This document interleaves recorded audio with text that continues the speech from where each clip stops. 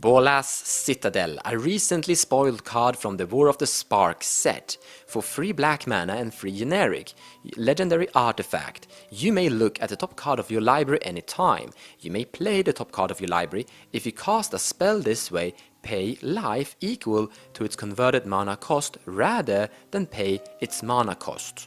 Then it has a secondary ability. You can tap it, sack 10 non-land permanents, and each opponent lose 10 life. It is something of a combination between nauseum and future sight. Now, I'm going to be perfectly honest, this card is actually not that good. It is actually a game changer. This card is amazing, and it's not going to be inside a very one specific deck. It's going to exist in a lot of different decks. This card is extremely good. Let me count the number of cards that have impacted the format in a huge way. So we have Paradox Engine, Aetherflux Reservoir, Partner Commanders, the Unbanning of Hulk, and I would like to include Nayela. It's not that many, but I'm going to include Bolas Citadel as well. Not long ago I actually made a video about how nauseum is affecting the format's metagame.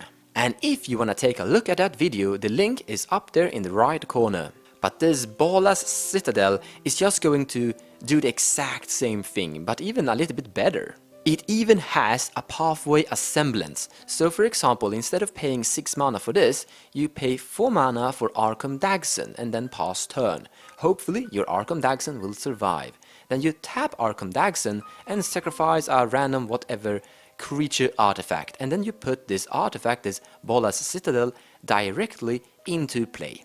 I really like how Arcum dagsson will fit perfectly inside the 99. Now I can easily guarantee that it's possible to build a deck that will win just by having this artifact in play in some form of a storm win. Just imagine having Aetherflux Reservoir in play together with Bolas Citadel. Alright, it's not 100% consistent. You could fizzle once you hit your secondary land on top of your deck, unless you have some form of way of getting extra land drops.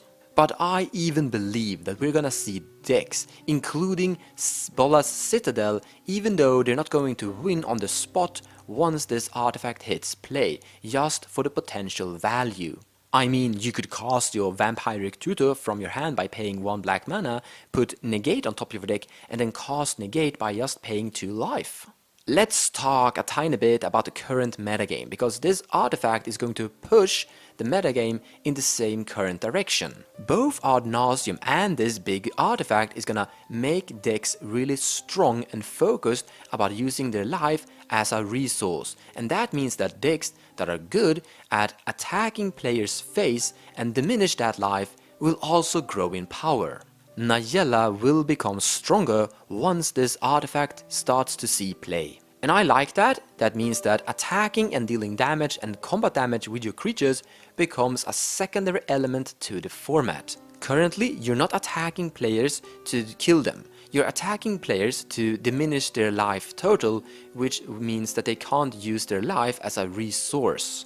And the more complexity a game has, the more interesting it is. Well, at least in my opinion. So I am actually truly psyched about playing with this artifact and actually playing against it. I actually have been thinking about an Oloro storm deck focused around nauseum.